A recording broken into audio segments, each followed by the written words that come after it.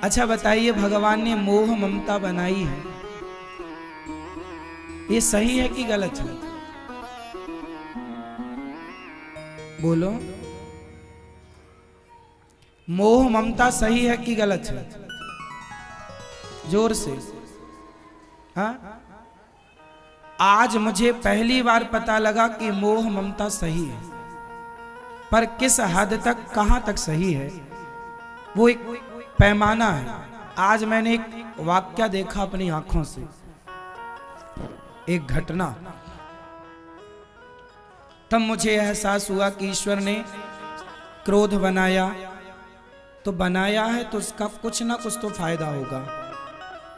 काम, क्रोध, लोभ, मोह जिन्हें हम गलत कहते हैं वो गलत तो हैं, पर कब गलत हैं और सही कब हैं? क्रोध गलत भी है और सही भी है, काम गलत भी है और सही भी है, मोह ममता गलत भी है और सही भी है। किस कंडीशन में गलत है और किस स्थिति में सही है, आज मैं एक छोटी सी बात आपको समझाऊंगा। आज मैंने देखा, आज हमारे गौरी गोपाल गौशाला में एक गाय ने बछड़ी को जन्म दिया। रात्रि को लगभग 12:30 बजे। तो गाय ने बछड़ी को जन्म तो दिया है, लेकिन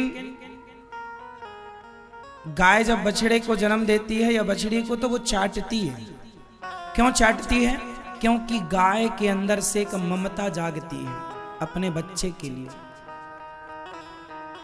हमारी एक दूसरी, हमारी गंगा है, गंगा गौ माता, वो इतनी सीधी है कि उसके पांव में लेट जाओ ना तो वो तुम्हें चाटने लग जाएगी, इतना प्यार करती है वो सबको, आपको भी हमको भी। लेकिन जब उसने बछड़ी को जन्म दिया तो उसके पास कोई जा नहीं सकता था, ऐसे मारती थी, उसको ऐसे लगता था मेरे बच्चे को कोई लेने आया है। तो वो बच्चे की सुरक्षा, मतलब इतना उसके अंदर मोह था अपनी बछड़ी के लिए। ये गंगा है। इसकी जब बछड़ी हुई तो उसका नाम रखा गंगी, गंगा की गंगी। तो जब इसकी बेटी हुई, गंगी हुई, तो ये किसी को जाने नहीं देती पास में, उसको खिलाने नहीं देती थी, दिन भर अपने पास रखती थी। बिल्कुल सीधी गाय, पर बच्चों के मामले में वो गाय तो गाय है। तो गंगा हमारी ना अपने बच्चों से मोह करती है, पर उसका मोह भी एक समय तक होता है। महीने भर बाद गाय का ना बछड़ा बछड़ी से मोह कम होने लगता है, आपको पता है। शुरू शुरू में वो बहुत चाटती है, बहुत प्यार करती है, बहुत रमाती है, पर धीरे धीरे गाय का प्रेम बछड़ों से, बछड़ियों से धीरे धीरे कम होने लगता है। जो गाय कल रात को उसने बछड़ी को जन्म दिया,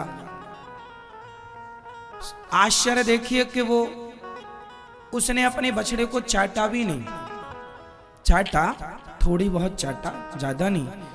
अभी मैं गया दूध उसको पिलाने के लिए, उसके थन में लगाया तो वो लात मारने लगी, उसकी तरफ देखती भी नहीं है, बेटी की तरफ। मैं समझ गया कि इसे बच्चों पर मोह नहीं है। कोई गाय ज्यादा मोह करती है तो कोई गाय बिल्कुल मोह नहीं करती। तब मुझे लगा कि कुछ दिनों के लिए ये जो भगवान ने मोह ममता बनाई है ना, यदि हर स्त्री के अंदर से मोह खत्म हो जाए तो फिर कोई माँ अपने बच्चे को पालेगी पोसेगी ही नहीं। वो एक जो मोह है ना बच्चों के लिए, ममता, वो ममता एक व्यवस्था है। वो ममता एक क्या है? जोर से, व्यवस्था है। बच्चों को समय से वो दूध पिलाती है, समय से वो लाड़ लड़ाती है। फिर अब क्या है, गायों से एक चीज सीखनी चाहिए।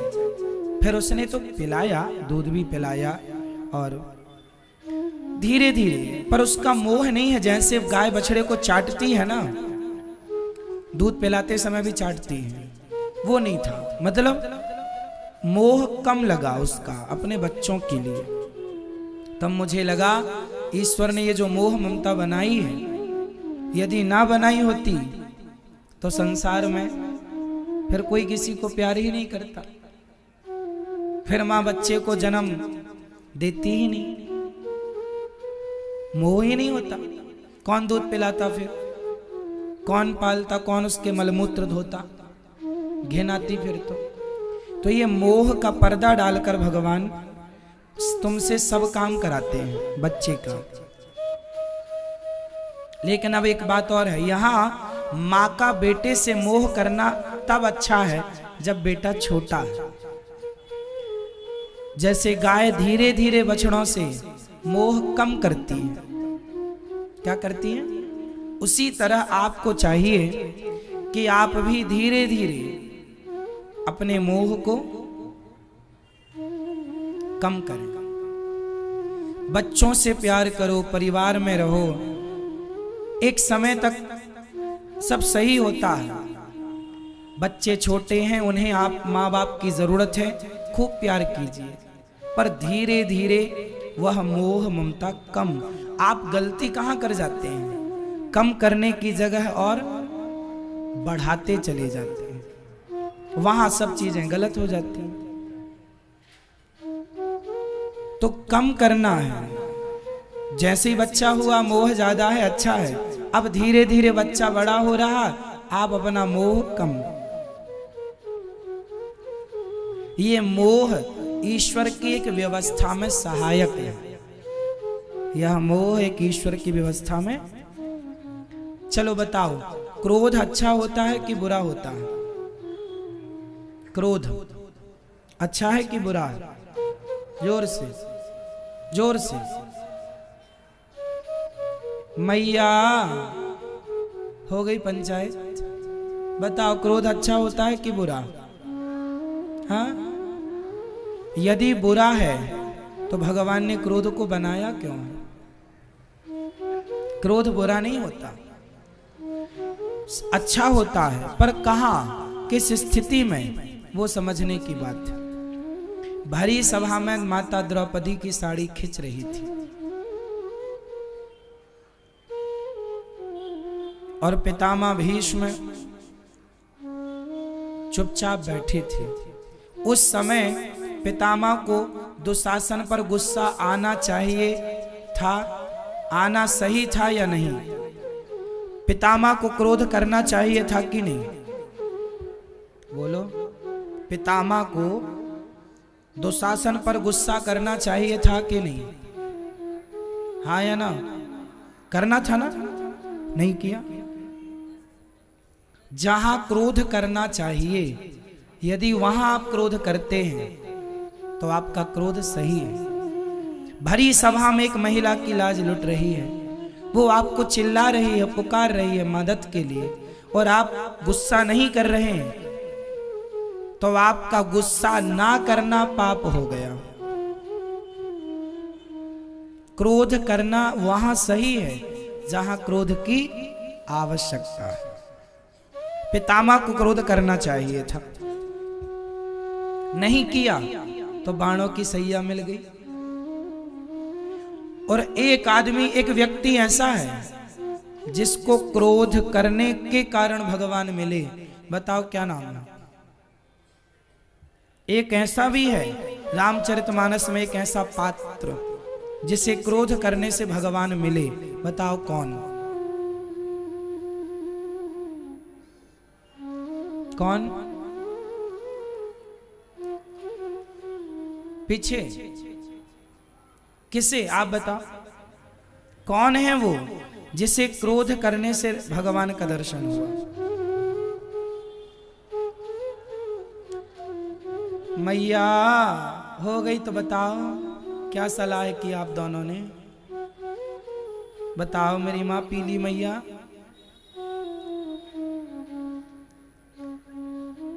जटायु जी,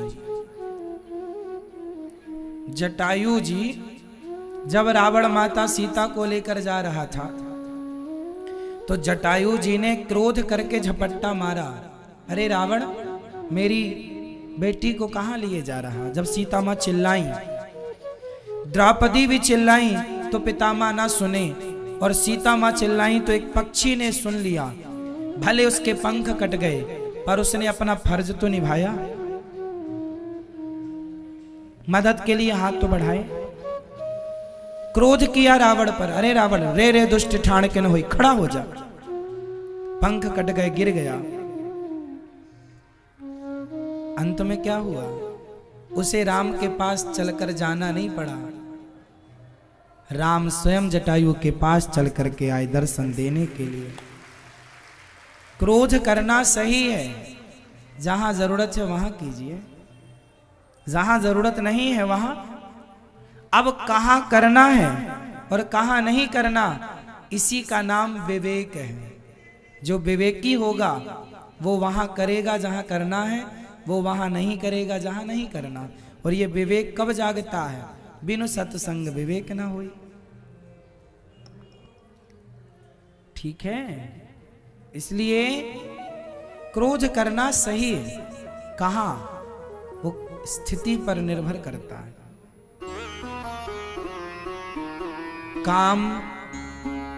काम भी सही है। यदि आपकी काम से ध्रुव और प्रहलाद जैसे बच्चे पैदा होते हैं तो आपका काम भी तो सार्थक हो गया, है ना। तो काम, क्रोध, लोभ सही है कि गलत है? मैया, लोभ सही है कि गलत है? कैसे सही है? यदि रुपया पैसा का लोभ है तो गलत है, और यदि लोभ भक्ति का है कि उन्हें भगवान, उनका मन भगवान में लग गया, हमारा मन नहीं लगा, वो इतनी माला जप लेते हैं, वो इतना चिंतन करते हैं भगवान का, हम नहीं करते। यदि भक्ति का लोभ है तो वह प्रेम का लोभ सही है। यदि आपको वृंदावन आने का लोभ है तो वह लोभ सही है। लोभ अच्छा